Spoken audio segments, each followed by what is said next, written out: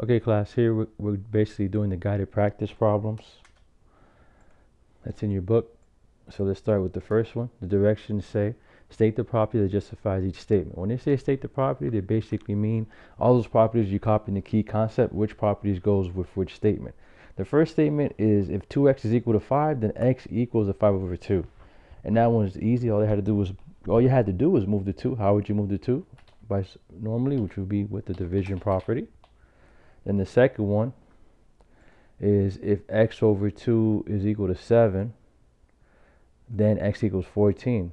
How did they get that? They just moved the 2. Since the 2 was dividing, here you would actually multiply. So that's the multiplication property. Remember, all you're doing is giving reasons for each statement. And here, this one's more geometric, because I say that because maybe we haven't seen this before. If x is equal to 5 and b is equal to 5, then x is equal to b. This is true.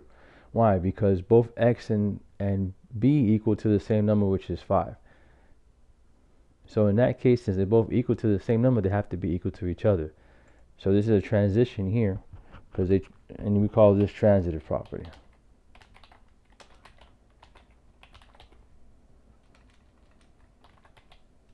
There we go.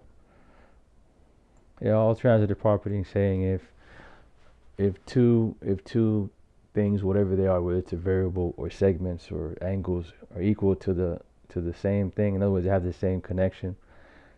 They're connected to the same thing, then they're equal to each other. That's what transitive is. In this case, the thing here is x, and the other thing is b. So then it says variable x is equal to 5 and b is equal to 5, then x is equal to b. Why? Because they're equal to 5. Here, this is another geometric example. It says here if the distance of x and y minus the distance of a and b is equal to the distance of wz minus the distance of ab, then the distance of xy is equal to the distance of yz. Now all they did there was take out the distance of ab. And how did they do that? If you notice, both distances of ab are subtracted from the xy and the yz distance. So all you had to do there was just add both sides, ab. So in that case, this is just addition property. Now number 6. They want us to solve this equation, and then this will probably justify each step. I just went a step further, and I started the 2-column proof. In the 2-column proof, you have your statement, which is what I wrote out already. Your statement in this case is algebraic. Since we're doing algebra, it's just basically solving.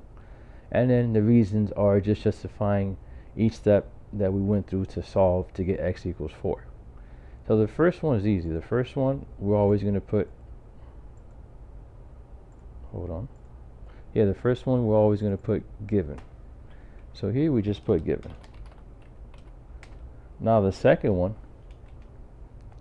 the second step, what do?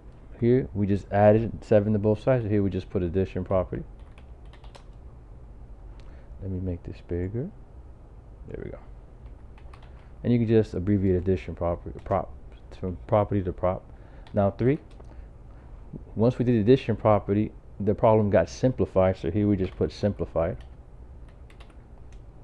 And then in the 4th step, or 4th line, here all I did was another simplification. I made the fractions have the same denominator, so that way I can combine them. And that one technically is still simplification, or if you want to, you can put combine like terms, but the correct term here would be simplify again, because all I did was add the 1x over 2 with the 8x over 2, and that's how I got 9x over 2.